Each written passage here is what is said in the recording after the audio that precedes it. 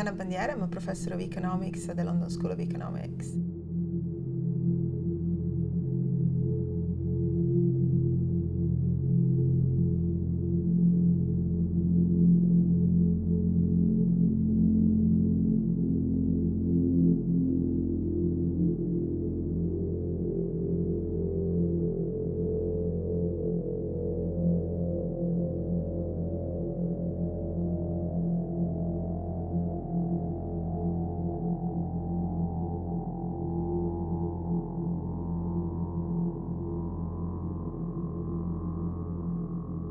The demographic composition of sub-Saharan African countries is such that there are many teenagers, boys and girls in particular face a dual challenge of health and employment.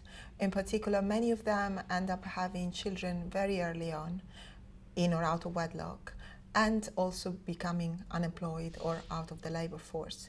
The research that we're discussing today studies the extent to which the lack of skills and the lack of information drive this phenomenon.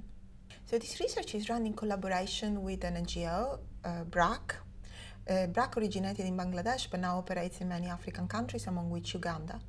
And they are exporting to Africa a model that proved successful in Bangladesh, which was consisting mostly of opening clubs for adolescent girls. These are clubs where adolescent girls can spend time in the afternoon after school, so they're not meant to replace school, but they're meant to give them a chance to learn about skills they don't learn in school. And these are vocational skills, so how to run small businesses on their own, and life skills, how to protect themselves from unwanted pregnancies, HIV contagion, and the like. So we collaborate with BRAC to evaluate the effect of this program. And by judging whether this program is successful, we get a sense of whether the lack of vocational skills and the lack of information is really what's keeping these girls from avoiding teenage pregnancy and having a fulfilling life in the labor market. So we collaborate with BRAC to randomize the introduction of these adolescent clubs in 100 out of 150 communities that qualified for it. So we compare 100 treated communities to 50 control communities, and we find that the dual approach is actually quite successful. We find that girls are more likely to engage in income earnings activity and less likely to have children and to have sex without condoms and to have unwanted sex. Rates of unwanted sex were very high to start with, and they dropped dramatically as a result of the intervention. I think the research is important both for academics to make us understand better what the constraints are for girls to participate in the labor force. And this is going to have profound impact on the way we understand the economic development of Africa, because in a continent where 60% of the people are below the age of 24, understanding how to best allocate this talent is fundamental to understand how to promote growth.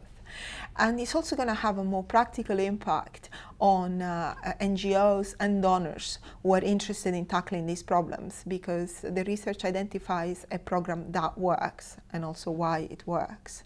Whereas programs that try to tackle the same problems, trying to only use one of these two prongs, so only the vocational skills or the life skills, have been less successful.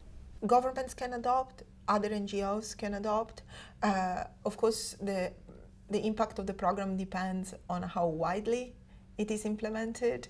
So the more girls can be reached, the better, of course.